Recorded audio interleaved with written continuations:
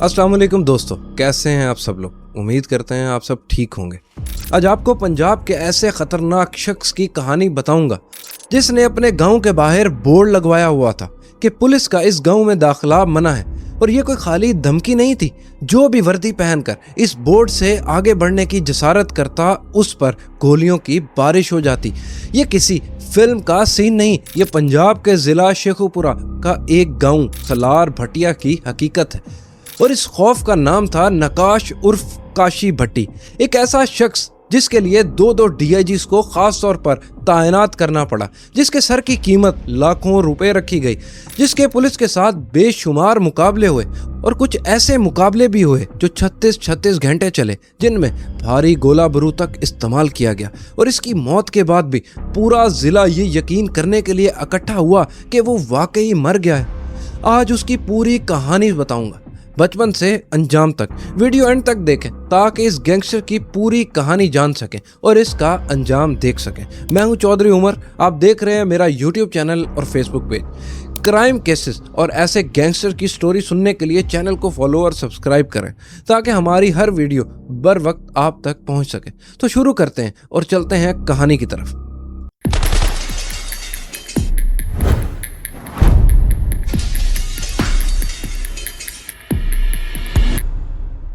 Salaar Bhatia Lahore Sargodha road पर थाना खानगा डोगरा के इलाके में आने वाला ये गांव तकसीम पाकिस्तान से पहले ही सूदखोरी, मनशियात फरोशी, कत्लो गारत और पुरानी दुश्मनियों की वजह से बदनाम था।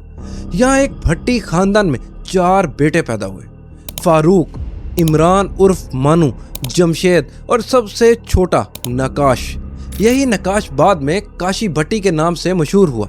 जब काशी सिर्फ 10 साल का था और 5वीं-6ठी क्लास में पढ़ता था तो उसके स्कूल बैग में किताबों के साथ साथ मंशियात भी होती थी।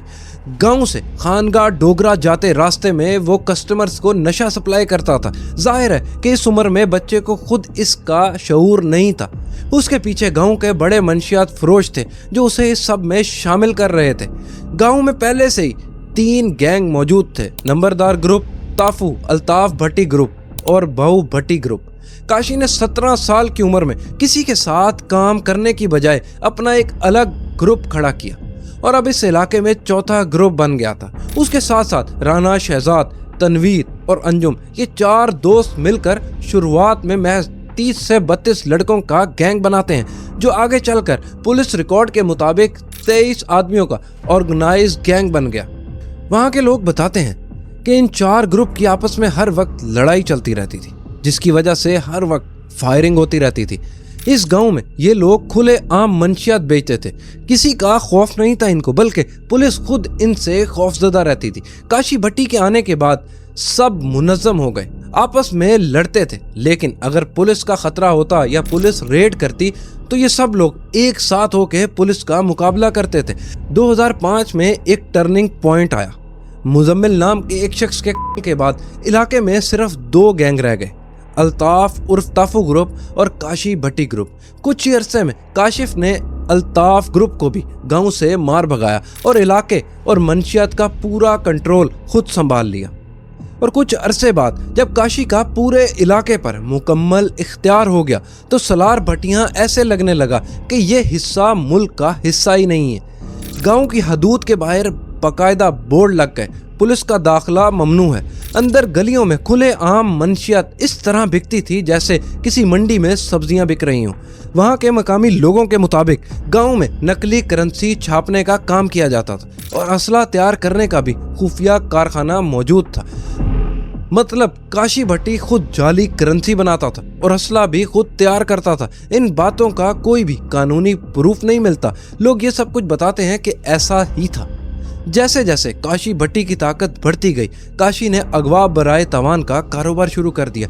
पहली बड़ी वारदात जिला हाफजाबाद के कस्बे सुखे की मंडी में हुई, जहां एक आड़ती को अगवा करके भारी तवान लिया गया। इसके बाद हाफजाबाद के एक अरबपति और सियासी तौर पर बाअसर शख्सियत को भी अगवा किया गया। और यही वारदात वो मोड़ बनी जिसके बाद पंजाब हुकूमत ने बाकायदा नोटिस लिया। भत्ता ना देने वालों को कत्ल करके लाश नहर में फेंक दी जाती थी। जदीद असला, क्लैशनकोप, दस्ती बॉम्ब, रॉकेट लॉन्चर इस गैंग के पास भारी तादाद में हर वक्त मौजूद होते थे। और उसके बाद जब काशी का एक साथी राणा शहजाद खान का डोगरा पुलिस के हाथ लगा तो काशी ने 20 से ज्यादा साथियों के साथ थाने पर हमला करके अपने साथी को छुड़वा लिया।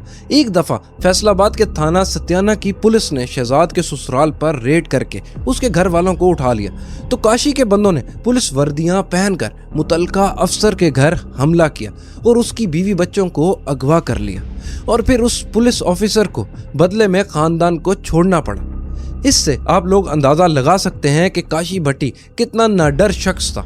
उसके सामने पुलिस या हुकूमत वक्त हो उसे कोई फर्क नहीं पड़ता था, वो जो चाहता वो कर गुजरता था। आप दोस्तों में से जो भी इस इलाके में रहते हैं वो कमेंट में ज़रूर बताएं कि ये शख्स वाकई ऐसा था या आप लोग इसके बारे में कुछ जानते हैं तो वो भी हमें कमेंट में ज़रूर बताइएगा। और दोस्तों, कराची के गैंगस्टर्स और डॉन जिनमें रहमान डकैत, बाबा लाडला, फहीम कमांडो, गफ्फार जिक्री और भी ऐसे किरदारों की डॉक्यूमेंट्री हम ऑलरेडी अपने चैनल पर अपलोड कर चुके हैं और मजीद हुमायूं गुज्जर जिस पर कई फिल्म बनी है उसकी लाइफ में भी एक कंप्लीट स्टोरी जल्दी अपलोड करेंगे। इसकी पूरी कहानी हम आपको अगली वीडियो में सुनाएंगे, तो वो वीडियो आप तक पहुंच जाए तो चैनल को सब्सक्राइब कर लें और बेल आइकन जरूर प्रेस कर लें। काशी की वारदात पर शोर बढ़ा तो पहला बड़ा ऑपरेशन 2008 में हुआ। डीआईजी चौधरी तनवीर अहमद, डीपीओ शेखोपुरा नईम इकबाल और डीपीओ ननकाना साहब अकबर नासिर खान जो बाद में आईजी इस्लामाबाद भी बने की सरबराही में सलार भटिया पर घेरा तंग किया गया। ये मुकाबला 36 घंटे तक जारी रहा। काशी भट्टी गैंग ने रॉकेट लॉन्चर तक इस्तेमाल किए और पुलिस को नाकाम वापस लौटना पड़ा। इस नाकामी ने पुलिस अफसरान का हौसला मजीद मुतासिर कर दिया, जबकि काशी की दहशत में मजीद इजाफा हो गया। हुकूमत ने काशी के सर की कीमत मुकर्रर की। इब्तदा में 1 लाख रुपए रखी गई जो बाद में आईजी पंजाब ने बढ़ाकर कई लाख रख दी। राणा शहजाद और दीगर करिंदों के सर पर भी कीमत अलग अलग से मुकर्रर की गई। 3 साल तक कोई बड़ी कार्रवाई ना हो सकी। फिर नए डीपीओ राणा शाहिद परवेज ने 72 बंद गाड़ियां लेकर सलार भटिया का रुख किया। ये मुकाबला 14 घंटे जारी रहा। इस बार काशी को भारी नुकसान उठाना पड़ा। काशी के भाई इमरान उर्फ मानू समेत 7 अफराद मारे गए और काशी की अपनी टांग में 3 गोलियां लगी जिससे वो लंगड़ा हो गया। इस मुकाबले में सब इंस्पेक्टर मलिक रहमत भी शहीद हुए। एक दूसरी रिवायत ये भी सुनने में आती है कि भाई इमरान उर्फ मानू की मौत इस मुकाबले में नहीं बल्कि एक पुलिस चेजिंग के दौरान मोटरसाइकिल से गिरने के बाद हुई।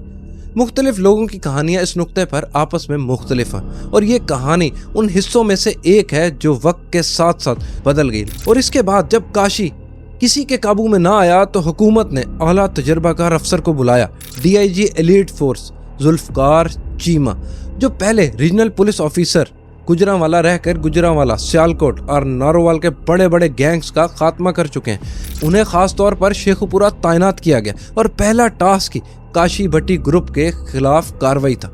मुखबरी का नेटवर्क मजबूत किया गया और गैंग के कुछ साथियों को माफी की पेशकश पर मुखबरी के लिए राजी भी किया गया। और फिर वो दिन आ गया जब काशी भट्टी आखिरकार अपने अंजाम को पहुंच गया। उसके बारे में भी 2 रवायतें मशहूर हैं। एक कहानी ये है कि काशी की 2 करीबी साथी तनवीर और अंजुम ने हसद और अपना अलग राज कायम करने की ख्वाहिश में एक किराए के मकान में काशी और राणा शहजाद की शराब में नींद की गोलियां मिला दी और बेहोश होने के बाद पुलिस को इतला दे दी। दूसरी और दस्तावेजी तौर पर ज़्यादा मुस्तनद रवायत ये बताती है और ये बात उस वक्त के अखबार में भी सामने आई कि पुलिस को मुखबरी मिली कि गैंग खानगा डोगरा के करीब एक ताजिर को अगवा करने का मंसूबाबंदी कर रहा है। पुलिस ने नाकाबंदी की। गैंग ने गाड़ी से फायरिंग करके फरार होने की कोशिश की और दोनों तरफ से शदीद फायरिंग का तबादला हुआ। इस मुकाबले में काशी और उसके करीबी साथी शहजाद दोनों हलाक हुए, जबकि एक तीसरा साथी जिंदा गिरफ्तार हुआ और बाकी फरार हो गए। पुलिस ने भारी मिकदार में गैर कानूनी असला भी बरामद किया और बताया कि ये गैंग 100 से ज्यादा कत्ल, डकैती, पत्ताखोरी और अगवा बराए तवान के मुकदमात में मतलूब था। दूसरे दिन जब लाशों का पोस्टमार्टम होना था तो पूरा जिला इकट्ठा हो गया। लोग ये यकीन करने के लिए बेचैन थे कि ये वाकई काशी भट्टी ही है, क्योंकि इतने अरसे से उनके बारे में ये बात मशहूर थी कि वो कभी पकड़ा नहीं जा सकता। कई लोग तो ये कहते रहे ये कोई और बंदा है जिसे काशी का नाम दिया जा रहा है। लोगों के दिलों से खौफ खत्म करने के लिए पुलिस ने बाद में लाशें गांव दिखाई। काशी भट्टी के एनकाउंटर के बाद उसके गैंग का एक अफराद मुल्क से बाहर फरार होने में कामयाब हो जाता है। और एक ने बाद में खुद को गिरफ्तारी के लिए पेश कर दिया और केसेस भुगतने के बाद आम जिंदगी शुरू कर दी। इस गैंग के खात्मे के बाद शेखोपुरा में जुर्म में काफी कमी आई है। तो ये थी कहानी एक खौफनाक दौर की जिसे पुलिस ने खत्म किया, लेकिन उसका खौफ इतना था कि लोग यकीन ही नहीं कर रहे थे। ऐसे जालिम और बुरे लोगों का यही अंजाम होता है। उसका नाम तो जिंदा है लेकिन बुरे अल्फाज के साथ। तो दोस्तों मुझे कमेंट में बताइएगा कि इस गैंगस्टर की कहानी आपको कैसी लगी। वीडियो पसंद आई तो लाइक और शेयर ज़रूर करिएगा और कमेंट में मुझे ये भी बताइएगा कि आप नेक्स्ट किस गैंगस्टर की डॉक्यूमेंट्री देखना चाहते हैं। और यहाँ से मुझे इजाज़त दीजिएगा, मिलते हैं नेक्स्ट वीडियो में। सब्सक्राइब।